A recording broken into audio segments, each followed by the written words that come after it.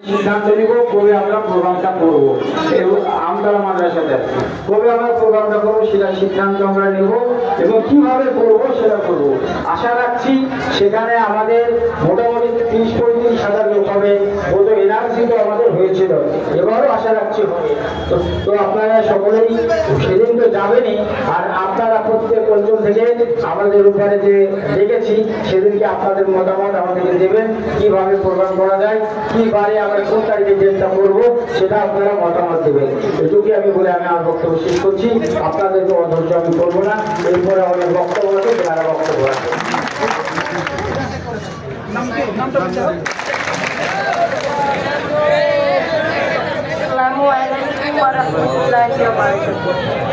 উপস্থিত সকল গণ্যমান্য এবং উলামায়ে কেরামগণের প্রতি সালাম এবং উপস্থিত পুরুষ এবং মহিলা সংগ্রামী সাথীদের প্রতিও আন্তরিক শুভেচ্ছা। আমরা জানি নরেন্দ্র মোদী আমাদের ভারতবর্ষের মহামান্য প্রধানমন্ত্রী, কিন্তু তার কি হয়েছে যে ভারতবর্ষ থেকে একটা সংখ্যালঘু সম্প্রদায়কে বারবার নির্যাতন আর জুলুমের মুখোমুখি করে মুসলিম সম্প্রদায়কে গ্রেফতার করতে চাইছে। আমরা এই ফ্যাসিবাদী সরকারের বিরুদ্ধে হিন্দু, মুসলিম, শিখ, জৈন, বৌদ্ধ, খ্রিস্টান সমস্ত পুরুষ এবং মহিলারা একসঙ্গে মিলে একত্রিত আন্দোলন করে এই নরেন্দ্র মোদীকে আমরা সিংহাসন থেকে বরখাস্ত করতে চাই। আরো জানাতে চাইছি, তিনি এই দেশের সংবিধানকে পুরো আঙুল দেখিয়ে বারবার নারী, পুরুষ, তথাকথিত সংখ্যালঘু বাহিনীর পরে নির্যাতন একের পর এক স্টিম রুলার চালিয়ে যাচ্ছেন।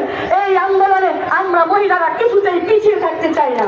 আমরা চাই সবার আগে আগে সামনের সারিতে দাঁড়িয়ে প্রীতিলতা ওয়েসদার, বীরাঙ্গনা মাতঙ্গিনী সুমাইয়া রাদিয়াল্লাহু তাআলা আনহার মতো সংগ্রাম করে এবং আমাদের বাপ, দাদা, ছেলে, স্বামী সকলকে এই আন্দোলনের মুখোমুখি ভারতবর্ষের সকল জনগণকে, হিন্দু মুসলিম ভাই ভাই আমরা একসাথে থাকতে চাই।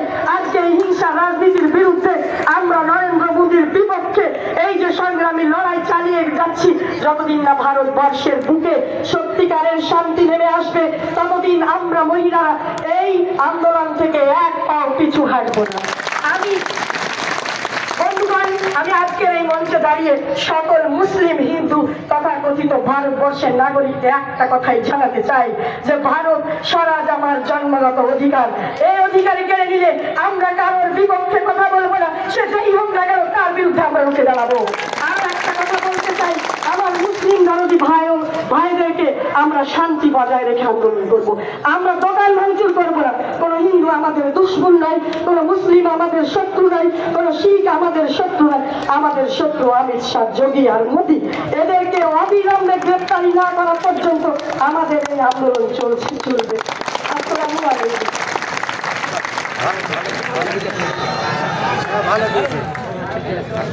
নারায়ে তাকবীর। ওয়াকফের কালা কানুন মানছি না, মানবো না। কালা কানুন বাতিল করো। নারায়ে তাকবীর। এবার আপনাদের সামনে অনেক গ্রন্থের লেখক। আজ থেকে 20 বছর আগেকার ভারতবর্ষ আজকের ভারতবর্ষ আজকের থেকে 50 বছর আগেকার ভারতবর্ষ থেকে আলাদা। আমাদের আজকে এখানে অ্যামেন্ডমেন্ট বিল যেটা ছিল পাস হয়ে গেল। এই বিল নিয়ে আজকের এই সভা। এখানে শুধু আমরা সভা করছি ব্যাপারটা এমন নয়। হরিহারপাড়াতে একটা মিছিল ক্রস করতে স্কুল থেকে বেরিয়ে আমার প্রায় 15 মিনিট সময় লাগলো। তারা বলছিলেন এখানে বলার জন্য আসুন। আমি বললাম কালু ভাইকে কথা দিয়েছে এখানে বলার জন্য যেতে হবে। আপনাদের দুটো কথা বলা, দুটো কথা শোনা। আমরা জেলা রাজ্যব্যাপী যেটুকু পারছি চেষ্টা করছি। আমাদের জমিয়ত উলামায়ে হিন্দ চেষ্টা করছে। 14 তারিখ আপনারা আসুন। 14খানা সংগঠন নিয়ে আমাদের টেক্সটাইল মোড়ে একটি এই সভা আছে। আগামী 12 তারিখ আমরা একটা সভা ডেকেছিলাম টেক্সটাইল মোড়ে। গতকালকে ডিএম সাহেবের চেম্বারে ছিলাম প্রায় 10-15 মিনিট। তিনি বললেন একটু দেরি করুন, ওদের একটি পুজো রয়েছে, আমরা ডেটটা পিছিয়ে দিয়েছি। আমি প্রথমতই শ্রদ্ধা আপনাদের জানিয়েছি, শ্রদ্ধা জানাই যারা মিডিয়ার বন্ধুরা আছেন তাদেরকে। শ্রদ্ধা জানাই যারা পুলিশ প্রশাসনের বন্ধু আছেন তাদেরকে, শ্রদ্ধা জানাই যারা বাইরেকার মানুষ আছেন তাদেরকে, শ্রদ্ধাটা এই কারণে জানাই সবাই আমার ভাই, মহিলার আমাদের বোন, আমরা 51 পরিবার, ভারতবর্ষের সন্তান পরিবারের একটি সদস্য। আজকে যারা মিডিয়ার বন্ধুরা খবরগুলো পৌঁছিয়ে দেবেন, আজকে যারা আন্দোলন করছে, কেন আন্দোলন করছে, এতদিন আন্দোলন করেনি কেন? আর একটা আমার বোন বলে গেলেন, খুব ভালো লাগলো কথাটা। পুলিশে যারা আছে তারা আমার বাড়ির সন্তান, আমার ভাই। মিডিয়ায় যারা আছেন তারা আমাদের ভাই, যারা হিন্দু তারা আমাদের ভাই, যারা মুসলিম তারা আমাদের ভাই। স্বামী বিবেকানন্দের কথাই যদি যাই তাহলে ডোম, মুর্শি, বাঁধন, হরিজন যারা আছে তারা আমার রক্ত, আমার ভাই। সুতরাং ভারতবর্ষের চেতনাশীল নাগরিক হিসাবে বিনম্র শ্রদ্ধাঞ্জলি জ্ঞাপন করি ভারতবর্ষের প্রত্যেকটি নাগরিককে। অন্তত যারা অসাম্প্রদায়িকতার বীজ বপন করেছে, যারা তাদের সমর্থন করেন না, অন্তত তাদেরকে শ্রদ্ধাঞ্জলি জানাই। ভারতবর্ষের মাটিতে যে ভালোবাসা সংস্কৃতি দাঁড়িয়ে আছে, তাকে যারা সম্মান করে তাদেরকে আমরা শ্রদ্ধা সম্মান করি। তাদেরকে এই ভারতবর্ষকে স্বাধীন করতে গিয়ে যারা রক্ত দিয়েছে, ঢেলে ভারতবর্ষের মাটিকে লাল করেছিল, তাদেরকে আজকে তাদের সন্তান হিসেবে আমরা দ্বিখণ্ডিত ভারতবর্ষের চিত্র দেখতে চাই না, হিন্দু মুসলিমের বিভাজন দেখতে চাই না। আপনারা দেখতে চান কি? হাত তুলেন। দেখতে আপনারা চান? বলুন যারা আছেন হাত আমার সাথে সবাই এক বাক্যে। ত্রিমোহনীর মাঠের প্রত্যেকটি নাগরিক আমরা ভারতবর্ষের দ্বিজাতিতত্ত্বের বীজ দেখতে চাই না, ভারতবর্ষের হিন্দু মুসলিমের বিভাজন আমরা দেখতে চাই না। আজকে আমাদের দেশে বোর্ড অ্যামেন্ডমেন্ট বিল প্রথমেই 24 সাল পার করে 25 সালে পাস হয়েছে, এমনটা নয়। অকপ অ্যামেন্ডমেন্ট বিল পাস হয়েছে একবার 12 সালে, একবার পাস হয়েছে 24 সালে, একবার পাস হয়েছে 22 সালে, একবার পাস হয়েছে 14 সালে। 1995 সালে সংগঠিত আইন হয়েছিল। তারা ইংরেজ গভর্নমেন্ট আমাদের এই অকপ বিল দিয়ে তারা বিভিন্ন ধরনের আইন কানুন তৈরি করে দিয়েছিল। ভারতবর্ষের অকপের ইতিহাসে আমরা এরকম কোন আন্দোলন দেখিনি। কেউ করেছেন বলতে পারবেন? আপনারা বলতে পারবেন না। অকপ নিয়ে যারা পড়াশোনা করেছেন বা করছেন, এরকম আন্দোলন হয়নি। আজকে আন্দোলন হচ্ছে। আজকে আন্দোলন কেন হচ্ছে, কোন কারণে হচ্ছে, সেটা জানা জরুরি, একান্তভাবে জরুরি।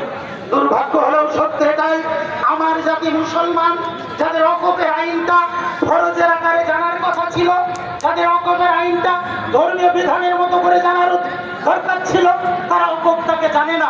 চাকরি করা আমার মুসলমান ভাই, সে ভালো করে জানে না। এমএ পাস, বিএ পাস ছেলে সে অকপ কাকে বলে জানে না। অকপের প্রপার্টি সম্পত্তি আইন যখন আমরা তুলে ধরছি, তারা বলছে হাই এতদিন আমরা জানিনি কেন।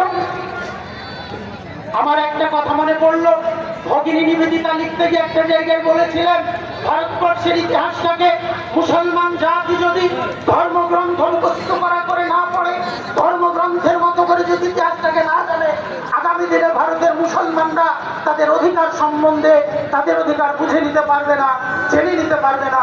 আমার মনে হয় সেই দিনটা আজ, আমার মনে হয় সেই দিনটা আজ। আপনারা জানেন, একটু আগে বলছিল, আমার এবার একটা বই বেরিয়েছে, হিন্দু মুসলিম দুই জাতি এক জাতীয়তাবাদ, 450 পাতার বই। আমি 250 বই থেকে রেফারেন্স দিয়ে দেখাতে চেয়েছি যে ভারতবর্ষের হিন্দু এবং মুসলিম তারা এক, তারা অদ্বিতীয় নয়। ভারতের সম্প্রীতি সাম্প্রদায়িকতার একটা পতাকার তলে সবাই অবস্থান করে। আমরা ভারতবর্ষে অরুণ নামে মানুষ হত্যা করছে এই গেরুয়া বাহিনীর সরকার, ভারতবর্ষে মব লিঞ্চিং এর নামে হত্যা করছে এই গেরুয়া সরকার, ভারতবর্ষের বুকে দেখা যাচ্ছে এই এনআরসির নামে মানুষ হত্যা করছে এই গেরুয়াবাদী সরকার।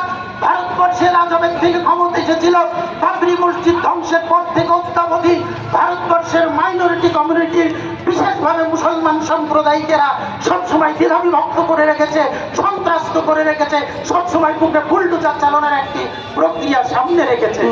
ভেরি রিসেন্ট আপনারা জানেন, হরিয়ানাতে একটি আইন করা হয়েছিল, ভেরি রিসেন্ট, ঈদের ছুটিকে বাতিল করে দেওয়া হবে। পরবর্তীকালে কথা উঠলো, তখন রেস্ট্রিক্টেড শব্দটি ইংরেজিতে ব্যবহার হয়েছে। ঈদ হচ্ছে আমাদের ভারতবর্ষের মুসলমানদের প্রধানতম উল্লেখযোগ্য একটি পরব, সেটাকে কেন্দ্র করে তারা রেস্ট্রিক্টেড ঈদের ছুটি হলিডে দিয়েছে। এবার উত্তরপ্রদেশ গভর্নমেন্ট রিসেন্টকাল আইন তৈরি করেছে, তারা সেখানে বলছে তাদের বাড়ির ছাদে তারা নামাজ পড়তে পারবে না, বাড়ির ছাদে নামাজ পড়তে তাদের দেওয়া হবে না। আরো কতগুলো আইন দেখছেন, যারা আন্দোলনে এগিয়ে আসছে তাদের বুলডোজার দিয়ে বাড়ি ভেঙে দেওয়া হচ্ছে, তাদেরকে বিভিন্নভাবে দমন করা হচ্ছে, জেলের ঘানি টানানো হচ্ছে। এই গভর্নমেন্ট আবার ঘুরিয়ে বলছে অকপ অ্যামেন্ডমেন্ট বিল আমাদের আনার উদ্দেশ্য মুসলমান সমাজের উন্নয়ন ঘটাবো। যারা মুসলমানদের বাড়ি ভাঙে, যারা মুসলমানদের ভাগ করে, যারা মুসলমানদের নামাজ পড়তে দেয় না, যারা মুসলমানদের মাদ্রাসা বন্ধ করে দেয়। আপনারা জানেন এই আসাম বাড়ির কাছে, এখানে আমাদের বিধানসভার অধিবেশন যখন চলতো 2 ঘন্টা ছুটি থাকতো, সেখানে আইন করে 2 ঘন্টার ছুটিকে তুলে দেওয়া হলো। কালকে হয়তো দিল্লির পার্লামেন্টে জুমার দিনে যে ছুটি হয় সেটাকে তুলে দেওয়া হবে। তাহলে যে সরকার আমাদের বুকে প্রতিনিয়ত বুলডোজার চালায়, তারা যদি এই বিলকে তারা পাশ করে, তারা আমাদের উন্নয়ন ঘটাবে? বলুন, তারা উন্নয়ন ঘটাবে? শয়তানের মুখে কখনো রাম নাম যেমন মানাই না, বিড়ালের মাছ পাহারা দেওয়া যেমন মানাই না, তেমন এদের কাছে মুসলমান উন্নয়ন করার ব্যাপারটাও মানাই না, মানাই না, মানাই না। ভারতবর্ষের পরিসংখ্যান অনুযায়ী ভারতের মুসলমান যদি 30 কোটি হয়, বা যদি 37 কোটি হয়, বা যদি 40 কোটি হয়, বা যদি 20 কোটি হয়, তাহলে বর্তমান পার্লামেন্টে মুসলমানদের একজন মন্ত্রী আছে? মুসলমানদের মন্ত্রী একজন পার্লামেন্টে আছে? জোরে বলেন। পার্লামেন্টে কোনো মন্ত্রী নাই, মুসলমানদের পার্লামেন্টে কোনো মেম্বার নাই, মুসলমানদের একজন এমপি নাই, যে গভর্নমেন্টের আন্ডারে মুসলমানদের এমপি নাই, মুসলমানদের মন্ত্রী নাই, মুসলমানদের এমএলএ নাই, তারা সেই মুসলমানের অকপের বিল কিভাবে পাস করতে পারে? এখতিয়ার তাদেরকে কে দিয়েছে? কৈফিয়ত চাইতে হবে আগে। এখতিয়ার কারা দিল তাদেরকে? ভারতবর্ষের 37 কোটি মুসলমানের একটি কথা বলার অধিকার ছিল না, তাদের মতামত দেওয়ার ছিল না। আমাদের পূর্বপুরুষদের সম্পত্তি, আমাদের বাবার সম্পত্তি, আমাদের দাদার সম্পত্তি, আমাদের নামে দাগ আছে, আমাদের নামে খতিয়ান নাম্বার আছে, আমাদের বোর্ড আছে, আমাদের আইন আছে, আমাদের সংশোধনী বিলের সমস্ত পেপারপত্র আমাদের কাছে রয়েছে। তারপরে যখন অ্যামেন্ডমেন্ট বিল নিয়ে আসা হয়, মুসলমানদের একটি কথা জিজ্ঞাসা করা হবে না? আমরা এটা মানব? আমরা এটা মানতে পারি না। কারণ হলো টোটাল মুসলমান জাতির বুকে পা তুলে দিয়ে তারা বিল পাস করেছে তাদের স্বার্থে। কেন বিল পাস করা হয়েছে? যেটা 40-এর অনুচ্ছেদ, 40-এর অনুচ্ছেদটা ভালো করে দেখলে একটা জিনিস দেখবেন, এর প্রত্যেকটি পাতায় পাতায় বিষ ভরে দেওয়া হয়েছে। এর প্রত্যেকটি পাতায় পাতায় বিষ ভরে দেওয়া হয়েছে। 40-এর অনুচ্ছেদে বলা হয়েছে মুসলমানদের অকপ্য পার্টি মুসলমানদেরকে বহন করতে হবে। দিল্লির জামা মসজিদ অকপ্য পার্টি, কিন্তু তৎকালীন যুগে দলিল আজ আমাদের কাছে নেই। ধর্মতলার টিপু সুলতান মসজিদ অকপ্য পার্টি, তৎকালীন সময়ে দলিল আমাদের কাছে নেই। টালিগঞ্জের মোড়ে আরেকটি টিপু সুলতান মসজিদ আছে, টিপুদের বংশধরদের দেওয়া, তার দলিল আমাদের কাছে এখন নেই। নিজামুদ্দিন আউলিয়া যেখানে আমাদের তাবলীগ আমাদের মূল মার্কাজ, তার দলিল আমাদের কাছে নেই। হায়দ্রাবাদের নিজামদের যা সম্পত্তি, তার দলিল আমাদের কাছে এখন নেই। আমাদের কাটরা মসজিদের আন্ডারে 2500 একর সম্পত্তি রয়েছে, তার সরাসরি দলিল আমাদের কাছে নেই। যেগুলো দলিল নেই সেগুলোকে তারা 40-এর অনুচ্ছেদের কবলে ফেলে সবগুলোকে দখল করবে তার প্ল্যান নিয়েছে। সবগুলোকে দখল করার প্ল্যান নিয়েছে। আপনাদের বিনম্র অনুরোধ করতে চাই, অন্তত মুসলিম ঘরের কন্যা, বউ, বিটি, বাবা, মা যারা আছেন, অন্তত অকপ অ্যামেন্ডমেন্ট বিলের কপিটা নিয়ে অন্তত আপনারা পড়ুন, বাড়ির মানুষগুলোকে পড়ান। ভারতবর্ষের সম্পত্তির পরিমাণ আপনারা জানেন।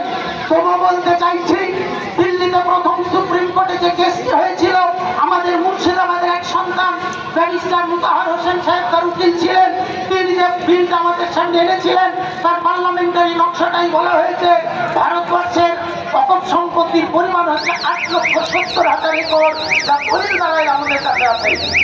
কত বললাম? 8,70,000 একর দলিল দ্বারাই আছে। 40,000 একর সম্পত্তি যেটা বলা হয়েছে একটা রিপোর্টে, আর একটা রিপোর্টে 38,000 আব্দুল হালিম সাহেব বলছেন, আর একটা রিপোর্টে বলা হয়েছে 10,000 একর। আমি কমটাকে ধরে 8,70,000 একর সম্পত্তি যদি ধরি, নাজমা হেপতুল্লাহ বিজেপির মাইনরিটি মিনিস্টার যখন হয়েছিল, তখন মাইনরিটি কংগ্রেস থেকে ইন্ডিয়া গভর্নমেন্ট একটি আমাদের সামনে বিল উপস্থাপন করে একটি রিপোর্ট উপস্থাপন করেছিল। সেই রিপোর্টে লেখা রয়েছে, নাজমা হেপতুল্লাহ বলেছেন যে ভারতবর্ষে অকপ সম্পত্তি যা রয়েছে, সেই সম্পত্তির বর্তমান বাণিজ্যিক মূল্য হচ্ছে 1,12,000 কোটি টাকা। অনেক রিপোর্টে বলা হয়েছে 2,00,000 কোটি টাকা, অনেক রিপোর্টে বেশি বলা হয়েছে। আর নাজমা হেপতুল্লাহ একটা কথা বলেছিলেন, যেই সম্পত্তিগুলোকে যদি বাজারজাত করা হয়, তাহলে দেখা যাচ্ছে যে 20,000 কোটি টাকা এক বছর বছরে ইনকাম হতে পারে। ভারতবর্ষের মাইনরিটি কমিউনিটির মুসলমানদের জন্য এই টাকাটা যদি ব্যবহার করা হয়, তাহলে গভর্নমেন্টকে শিক্ষা খাতে, তাদের স্বাস্থ্য খাতে, তাদের আরো প্রয়োজনীয় খাতে গভর্নমেন্টকে 1 টাকাও দিতে হবে না। এত সম্পত্তি আমাদের বাপদাদারা আমাদের দিয়ে গেছে। সেই সম্পত্তিকে তারা অধিগ্রহণ করতে চায়, আমাদেরকে তারা বঞ্চিত করে দিয়ে সবটা হড়পাতে চায়। কারণটা কি আপনারা জানেন? গত বছর আমাদের সতীমার গলিতে বহরমপুরে একটা অকপ সম্পত্তিতে এখানকার যারা এখন ক্ষমতায় রয়েছেন তারা একটি বিল্ডিং নির্মাণ করার চেষ্টা করছিলেন। আমরা সেখানে প্রতিবাদ জানাই। ডক্টর হাসনাত সাহেব হাইকোর্ট করেন, ডিএম সাহেবের কাছে একটা অর্ডার নিয়ে এসে দেওয়া হয়। ডিএম সাহেব খুব ভালো মানুষ, বর্তমানে রাজস্বী মিত্র, আমাদের সাথে অত্যন্ত গাঢ় সম্পর্ক, তিনি বিভিন্ন এই কাজের ক্ষেত্রে তিনি সেটাকে বন্ধ করে দিয়েছেন। আমরা আপনারা জানেন তথ্য প্রযুক্তি দপ্তরের ইন্ডিয়া গভর্নমেন্ট একটি বিরাট বড় অকপ সম্পত্তিতে বিরাট বড় বিল্ডিং খাড়া করছিল, সেই বিল্ডিং তাদের এখন নির্মাণ অবস্থায় আছে। বিভিন্ন মিডিয়াতে দেখছি অ্যান্টেলিয়া যে বাড়ি মুকেশ আম্বানির, সেই বাড়িও নাকি শুনছি আমাদের অকপ পার্টির উপরে। এর আগে সেখানে একটি এতিমখানা ছিল, বিভিন্ন হাত বদল হয়ে সেসব জায়গায় গেছে। আমাদের অকপ সম্পত্তি জবরদখল হওয়ার পরে বর্তমানে আমরা আমরা বর্তমানে পরিষেবা পাই, সেটা হচ্ছে আমার পশ্চিমবঙ্গে বর্তমানে প্রায় 58,000 ইমাম ভাই ভাতা পান। আমি যে ইমাম সংগঠনের জেলা রাজ্যের চেয়ারম্যান হিসাবে কাজ করি, সেই আমার ইমাম ভাইদের হিসাব রাখা অকপ বোর্ড। আমার প্রত্যেকটি জেলায় বর্তমানে একটা করে অকপের হোস্টেল আছে। আমার সন্তানরা সেখানে গিয়ে লেখাপড়া থাকার সুযোগ পায়। কলকাতায় 4-5খানা অকপের হোস্টেল রয়েছে। মুসলমানদের কলকাতায় গেলে অনেক ছেলেমেয়ের বাড়ি ভাড়া দেওয়া হয় না মুসলিম নামে, যারা শিক্ষিত তারা সবাই জানে। হিন্দুদের নাম করে তাদের বাড়ি ভাড়া থাকতে হয়। এই সমস্ত অকপের হোস্টেল আমাদের ছেলে মেয়েগুলো থাকে। হাজী মোহাম্মদ মহসিন ফান্ডের যে টাকা, সেই টাকা দিয়ে বিদেশে ব্যারিস্টার, ডাক্তার, ইঞ্জিনিয়ার পড়তে যাওয়া হয়। আমরা যখন পড়াশোনা করেছি তখন আমি এই অকপের ভাতা স্টাইপেন্ড আমি পেয়েছি কয়েকবার, ভালো ছাত্ররা পেয়ে থাকে। বন্ধুরা, আমাদের এই পরিষেবাগুলো অকপ বোর্ডাস দিচ্ছে। সেন্ট্রালি ভারতবর্ষের রিপোর্ট অনুযায়ী এখন প্রায় 200 কোটি টাকা ইনকাম অকপের। আমরা যেটা পাই সেটা আমাদের জাতির কল্যাণে আজও ব্যবহার করা হয়। আজকে নিজামুদ্দিন আগেই বললাম, অকপ প্রপার্টির উপর অবস্থিত মাদ্রাসা, মসজিদ, খানকা, আমরা জানি অকপ প্রপার্টির উপর লক্ষ লক্ষ অবস্থিত। তাবাদ্দি কি আছে? তাবাদ্দি হোস্টেল আছে, তাবাদ্দি হসপিটাল আছে। হসপিটালে হিন্দু মুসলিম সবাই পরিষেবা পায়। অকপের কলেজ রয়েছে, মিল্লি কলেজ, সেখানে হিন্দু মুসলিম সবাই পরিষেবা পায়। অকপের স্কুল আছে, সেখানে হিন্দু মুসলিম সবাই পরিষেবা পায়। আজকের বিজেপি গভর্নমেন্ট, আজকে সরকার যদি এই অকপ প্রপার্টির আইনটাকে বাস্তবায়ন করতে পারে, তাহলে এগুলো তিল করে নয়, প্রায় এক ধাক্কাতে আমাদের হাত থেকে সবগুলো বিচ্ছিন্ন হয়ে যাবে। বর্তমানে অকপ বোর্ডের কোনো সম্পত্তি নিয়ে যদি বিতর্ক হয়, সেই সম্পত্তি জেলা স্তরে যিনি দেখভাল করার দায়িত্ব তিনি হচ্ছেন ডিএম।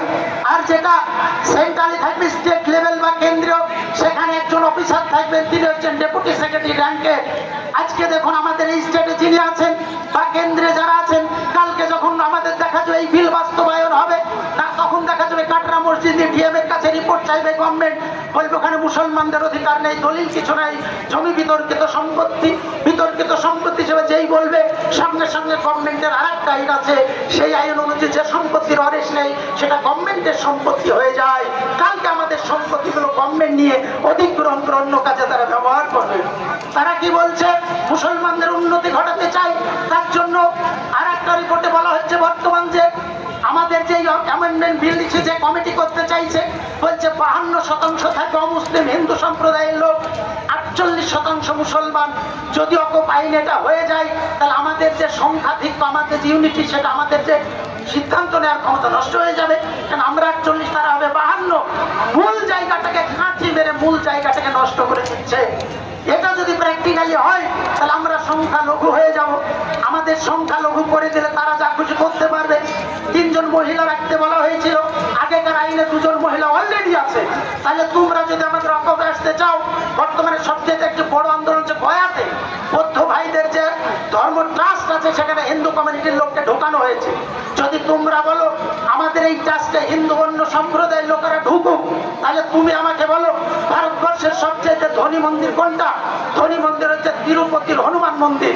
সেখানকার ট্রাস্টি বোর্ডে 4 জন মুসলমানকে ঢুকিয়েছ, তাহলে 4 জন মুসলমান ঢুকাতে হবে তো? কি বলেন, ঢুকাতে হবে তো? 4 জন মুসলমান ঢুকাতে হবে তো?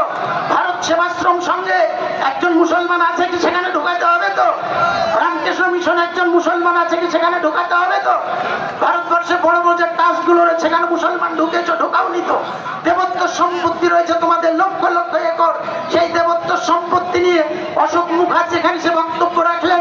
রাজ্যব্যাপী আমরা আন্দোলন যখন করেছিলাম, ইমাম ভাইদের ভাতার সাথে সাথে পুরোহিত ভাতা ভাইদের ভাতা দিতে হবে। ইমাম ভাইদের অকপটের সম্পত্তির টাকা যেমন দেওয়া হয়, তেমনি দেবত্ব সম্পত্তি থেকে পুরোহিত ভাইদের আন্দোলনে ওদেরও ভাতা দিতে হবে। তাদের নিয়ে আমরা আন্দোলন করছি। তাহলে তোমাদের যে ট্রাস্টগুলো রয়েছে সেখানে আমাদের নাম নেই কেন? তাহলে যদি হিন্দু ঢুকাও তাহলে মুসলিমকে সেখানে ঢুকাও, খ্রিস্টানদের জায়গায় যদি ঢুকাও খ্রিস্টানকে আমাদের জায়গায় ঢুকাও, তবে তো সম্প্রীতি বজায় হবে। তুমি আমার গলায় বাঁধিবা, কিন্তু আমার সম্প্রীতির জন্য তোমাকে ডেকেছি? আমার কি বুদ্ধির অভাব তোমাকে আমি ডেকেছি? আমার সম্পত্তি দখল করে নিয়েছে অনেকে জানি, আমার সম্পত্তির অপব্যবহার হচ্ছে আমি জানি, আমার সম্পত্তিরই ছিনিমিনি খেলে কিছু লোক আমি জানি। আমাদের সম্পত্তি বর্তমান সময়ে কিছু লোক যারা দালাল কিছু আছে তারা দখল করছে। এই গভর্নমেন্টের আগে যারা কিছু দালাল তারা দখল করেছে। যুগে যুগে মাইনরিটিদের ভাই কেউ হয়নি, মাইনরিটিদের ভাই কেউ হয়নি। কিন্তু এতদিন পর্যন্ত স্টেট লেভেল এবং কেন্দ্রীয় লেভেলে যে গভর্নমেন্টগুলো এসেছিল তারা আমাদেরকে বেঁচে থাকার অধিকারটা দিয়েছিল, তারা আমাদের সম্পদগুলোকে কেড়ে নেয়নি, তাদের আমাদের মসজিদ মাদ্রাসায় বুলডোজার চালায়নি, তাদের আমাদের সম্পদগুলোকে কেড়ে তাদের করায়ত্ত করার চেষ্টা করেনি। বর্তমানে গেরুয়া সরকার, বর্তমানে দালালি সরকার, বর্তমানে আরএসএস দের মতো সাম্প্রদায়িক সরকার যারা আমাদের সম্পত্তি কেড়ে আমাদের নিঃসম্পত্তি করতে চায়, বাবা দাদার সম্পত্তি। আপনারা সম্পত্তি কাটতে দেবেন? জয় বলেন, দেবেন? দেব না। আমাকে একজন প্রশ্ন করেছিল, আমি বলেছিলাম আমি দেশপ্রেমী লোক, আমার আগামীরা দেশের জন্য রক্ত দিয়েছে, আমি তাদের বংশধর। অতএব পুলিশ সামনে দাঁড়াতে পুলিশ সামনে দাঁড়াবো তাতে কোনো দ্বিধাবোধ করি না। কিন্তু সম্পত্তি তোমরা অত সহজে নিয়ে চলে যাবে সেটা হবে না। কিন্তু তার মানে এটা নয় অশান্তি আমরা ছড়িয়ে দেব, তার মানে এটা নয় পুলিশের সাথে খারাপ ব্যবহার করব, তার মানে এটা নয় মিডিয়ার বন্ধুদের সাথে খারাপ ব্যবহার না। সবাইকে সঙ্গে আন্দোলনের পারদ ধীরে ধীরে তিলে তিলে তিলে তিলে তিলে তিলে উঠবে। এটা 1-8 বছর লংজিভিটি হবে। আজকে ক্লান্ত হয়ে গেলে চলবে না। আজ এখানে মিটিং আছে, কদিন পর আমতলায় হবে, 14 তারিখে বহরমপুরে হবে, 26 তারিখে মুসলিম পার্সোনাল ল বোর্ড শহীদ মিনার ভরাও আন্দোলন ডেকেছে, সবাইকে যেতে হবে। আমরা কদিন পরে যেটা 12 তারিখে এসপি সাহেব ডিএম সাহেব নিষেধ করলেন, ওই 26-এর আগে বহরমপুর আমরা আবার করব। তারপরে দিল্লিতে দরকার যেতে হবে। ভাই এটা হচ্ছে বাবার সম্পত্তি, লড়তে হবে। কারণ এই গেরুয়া সরকার জাতির বুকে এমন ছুরি মেরেছে, গেরুয়া সরকার যে ছুরিতে 1000 বছর আমার জাতি পঙ্গু হয়ে যাবে। এটা ভুলে গেলে চলবে না। এটা আবেগের বিষয় নয়, এটা মাথা গরম করার বিষয় নয়, এটা হচ্ছে বুদ্ধি এবং চেতনার বিষয়। ভালো করে বুঝেন আপনি, ভালো করে বুঝেন আপনি। সারা পৃথিবীতে অকপ্য পার্টি যেখানে আছে তার মধ্যে সবচাইতে বেশি অকপ্য পার্টি 2-1টি দেশ, তার মধ্যে ইন্ডিয়া একটা, তার মধ্যে ইন্ডিয়া একটা। আমার পূর্বপুরুষ আমাদের জন্য বহু কিছু করে গেছে, অযোগ্য সন্তান হিসেবে তার সংরক্ষণ যদি করতে না পারি তার দোষ আমাদের, তার ত্রুটি আমাদের। বিজেপি সরকার আজীবন থাকবে না, বিজেপি সরকার আজীবন থাকবে না। কারণ বিজেপির বালা, বিজেপির বিপদ, বিজেপির মুসিবত একটা টাইমে উঠবেই উঠবে। পৃথিবীতে কোনো শক্তি, পৃথিবীতে কোনো শক্তি দীর্ঘস্থায়ী হয়নি, চিরদিন থাকেনি, ধ্বংসপ্রাপ্ত হয়েছে। বিসমার্ক আত্মহত্যা করেছে, নেপোলিয়ানও সেই পথে গেছে, হিটলার সেই পথে গেছে। আমার দেশের লর্ড ক্লাইভ পাগল হয়ে মারা গেছে। যারা মানুষ অত্যাচার করতো, যারা মানুষকে খুন করতো, যারা মানুষের সাথে নরাধমের মতো আচরণ করতো। আজকের নরেন্দ্র মোদী গভর্নমেন্ট, আজকের নরেন্দ্র মোদী গভর্নমেন্ট, অমিত শাহ দেশের মাইনরিটি সম্প্রদায়কে মানুষ মনে করে না, তারা কুকুর শিয়াল ভেড়া মনে করে, এদেরকে দেশের নাগরিক মনে করে না। যদি দেশের নাগরিক মনে করতো, এদের মাদ্রাসা বন্ধ হওয়া, পার্লামেন্ট অধিবেশনের সময় ছুটি তা বন্ধ হয়ে যা, মসজিদ মাদ্রাসা ভাঙা, প্রতিদিন নতুন নতুন খবর আসে, প্রতিদিন নতুন নতুন খবর আসে। এই খবরগুলো যখন আসে তারা কি প্রশ্ন করেছিল? তারা যদি মুসলমানদের ভাই হয় তাহলে যখন উত্তরপ্রদেশের ছাদে নামাজ পড়া বন্ধ, তারা কি প্রশ্ন করেছিল মুখ্যমন্ত্রীকে তুমি কেন এটা করলে? রোজার মাসে তারা কিট দিয়ে পাঠিয়েছিল, কিট খোঁজ রাখেন নিশ্চয়ই, রোজার উপহার, রোজার উপহার দিয়ে পাঠিয়েছিল মুসলিমদের জন্য। কি বন্ধু, রোজার উপহারের মধ্যে চিঠি পাঠিয়েছিলে, রোজার উপহারটা আমাদের খেয়ে নাও, তারপরেই তোমাদের জমিটা কেড়ে নেবো। তারপরে তোমাদের জমিটা কেড়ে নেব, এই মেসেজ বুঝে দিয়েছিলে। রোজার উপহার পাঠিয়ে তো আমাদের জমিটা তোমরা কেড়ে নিতে চাইছে, কিন্তু না, সেটা অসম্ভব নয়। কারণটা হচ্ছে দেশের স্বাধীনতার জন্য আমাদের আগে মৌলানা ভাই বলছিলেন, দেশের স্বাধীনতার জন্য লড়াই করা যেমন ইবাদত, দেশের স্বাধীনতার জন্য লড়াই করা যেমন ইবাদত, তেমনি দেশের মানুষের শান্তি ফিরিয়ে আনার জন্য লড়াই করাও হচ্ছে একজন উৎকৃষ্ট মুসলমানের পরিচয়। তার ব্যবহারে যেমন কষ্ট কেউ পাবে না, তেমনি সে দেশের জন্য আন্দোলন করবে, পিছু পাওয়া হবে না। দেশপ্রেমিক কাকে বলে আমাদের কাছ থেকে শিক্ষা নিয়ে যাও।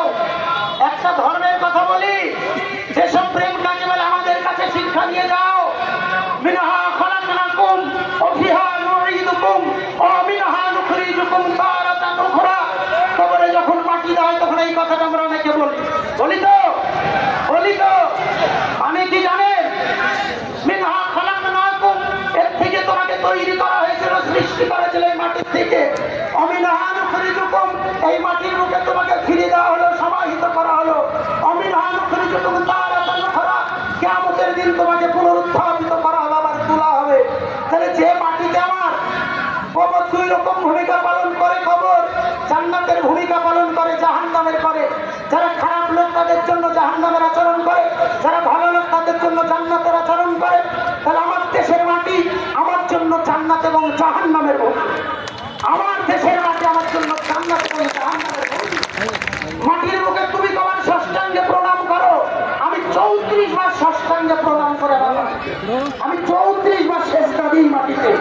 পাঁচ ওয়াক্ত নামাজে 34 বার সেজদা দিয়ে বলি, হে আল্লাহ, তুমি মহান ভারতবর্ষের মাটির থেকে সেজদা দিয়ে তোমাকে আমি সম্মান জানাচ্ছি।